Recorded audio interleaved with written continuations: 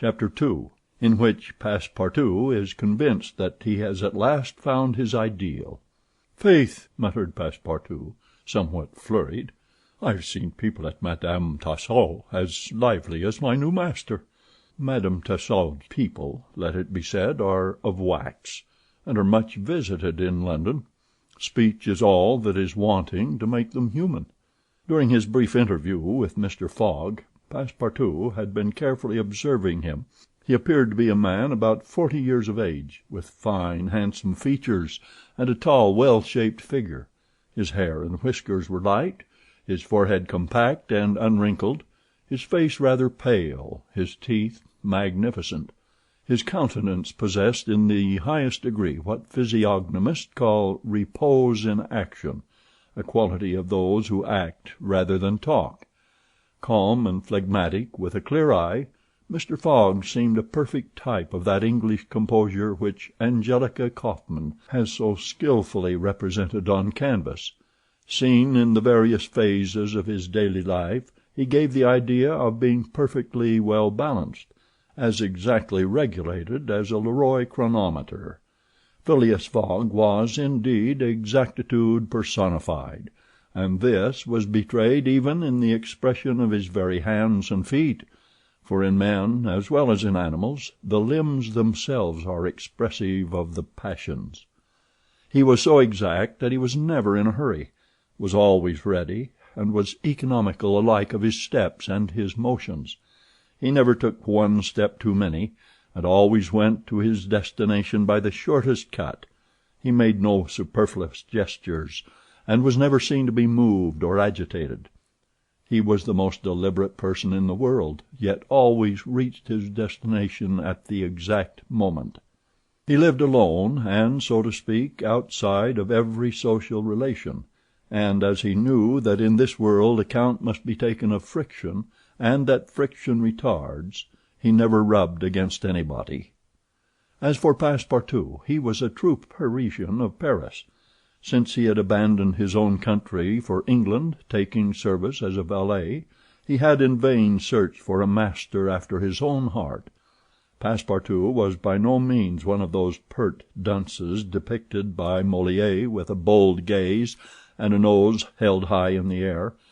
He was an honest fellow, with a pleasant face, lips a trifle protruding, soft-mannered and serviceable, with a good round head, such as one likes to see on the shoulders of a friend. His eyes were blue, his complexion rubicund, his figure almost portly and well built, his body muscular, and his physical powers fully developed by the exercises of his younger days. His brown hair was somewhat tumbled, for while the ancient sculptors are said to have known 18 methods of arranging Minerva's tresses, Passepartout was familiar with but one of dressing his own. 3 strokes of a large tooth comb completed his toilet. It would be rash to predict how Passepartout's lively nature would agree with Mr. Fogg. It was impossible to tell whether the new servant would turn out as absolutely methodical as his master required. Experience alone could solve the question. Passepartout had been a sort of vagrant in his early years, and now yearned for repose. But so far he had failed to find it, though he had already served in 10 English houses. But he could not take root in any of these. With chagrin he found his masters invariably whimsical and irregular, constantly running about the country, or on the lookout for adventure. His last master, young Lord Longferry, Member of Parliament, after passing his nights in the Haymarket taverns, was too often brought home in the morning on policemen's shoulders. Passepartout, desirous of respecting the gentleman whom he served, ventured a mild remonstrance on such conduct, which, being ill received, he took his leave. Hearing that Mr. Phileas Fogg was looking for a servant, and that his life was one of unbroken regularity, that he neither travelled nor stayed from home overnight, he felt sure that this would be the place he was after. He presented himself, and was accepted, as has been seen. At 11:30, then, Passepartout found himself alone in the house in Savile Row. He began its inspection without delay, scouring it from cellar to garret. So clean, well arranged, solemn a mansion pleased him. It seemed to him like a snail shell, lighted and warmed by gas, which sufficed for both these purposes. When Passepartout reached the second story, he recognized at once the room which he was to inhabit, and he was well satisfied with it. Electric bells and speaking tubes afforded communication with the lower stories, while on the mantel stood an electric clock, precisely like that in Mr. Fogg's bedchamber, both beating the same second at the same instant. "That's good, that'll do," said Passepartout to himself. He suddenly observed, hung over the clock, a card which, upon inspection, proved to be a program of the daily routine of the house. It comprised all that was required of the servant, from 8 in the morning, exactly at which hour Phileas Fogg rose, till 11:30, when he left the house for the Reform Club.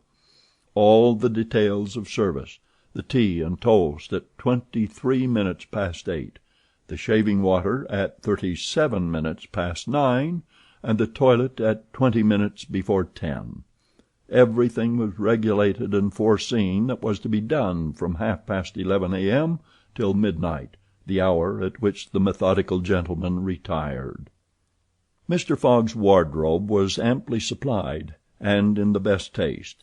Each pair of trousers, coat, and vest bore a number, indicating the time of year and season at which they were in turn to be laid out for wearing, and the same system was applied to the master's shoes.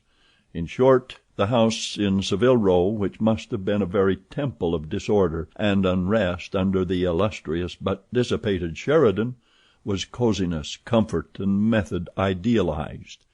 There was no study, nor were there books, which would have been quite useless to Mr. Fogg, for at the Reform 2 libraries, one of general literature and the other of law and politics, were at his service.